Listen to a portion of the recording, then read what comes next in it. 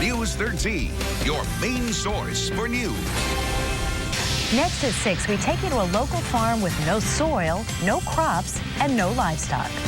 And those are all little baby oysters. They're sort of transparent right now, but you can see the little brown bellies. Oysters farmed and harvested along the Maine coast while they're making a comeback.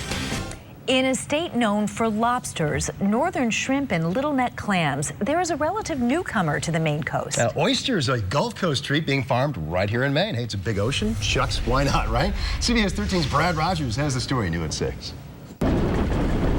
Though not for everyone, plump, juicy oysters are growing in popularity.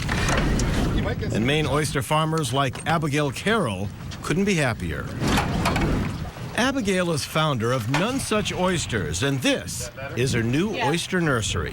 So these are little baby oysters. We have 1.5 million baby oysters, or oyster spat is what they call them, in here right now. And those are all little baby oysters.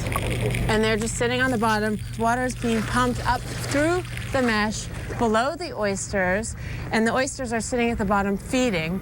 This is pumping 800 gallons per minute. So we're getting a lot more water flow. The faster the flow, the faster they grow. When they start growing, in my experience, they sort of pop, and then the growth happens. It's this big onslaught, and all of a sudden these little guys are an eighth of an inch and a quarter of an inch, and they start expanding, and it's kind of hard to keep up with them.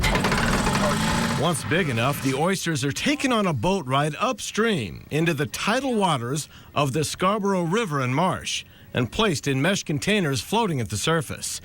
Here they continue growing to maturity, feeding on billions of phytoplankton or algae in the water. So the idea is to keep them on the surface where most of the phytoplankton is. When Abigail started farming oysters, she realized this salt marsh would be the perfect place for her aquatic farm.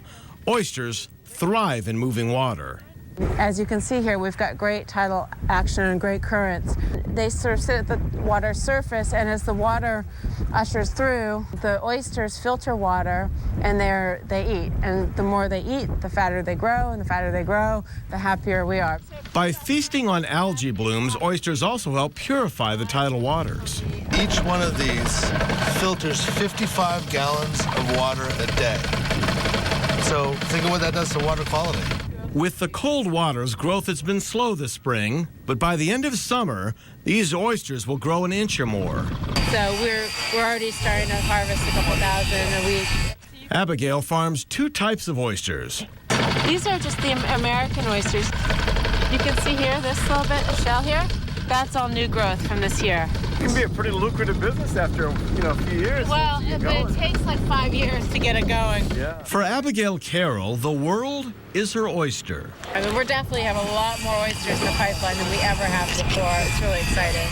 Her biggest obstacle, getting more people to take that first bite. So that's our farm. In Scarborough, Brad Rogers, CBS 13 News.